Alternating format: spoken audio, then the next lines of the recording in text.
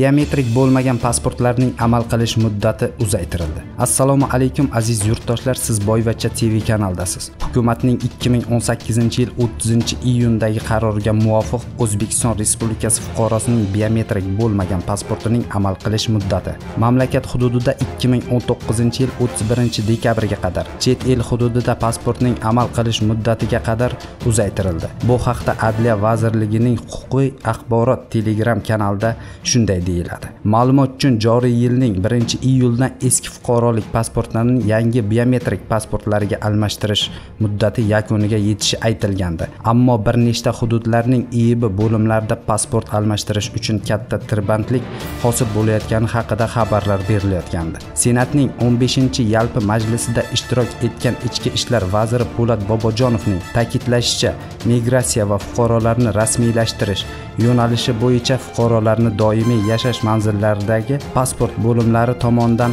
aholiga ko'rsatiladigan davlat xizmat turlariga qarab taqdim etiladigan hujjatlar ro'yxatini olish uchun fuqarolarga yanada qulayliklar yaratish maqsadida Telegram ijtimoiy tarmog'ida pasport info.uz botida zarur bo'ladigan ariza blankalar hamda boshqa zaruriy hujjatlar ro'yxatini olish imkoni mavjudligi to'g'risida axborot ma'lumotlari ham joylashtirildi. Aziz yurtdoshlar, bugungi video roliklarimiz shulardan iborat edi.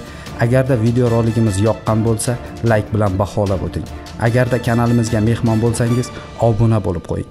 Kelgusi video roliklarda ko'rishguncha salomat bo'ling.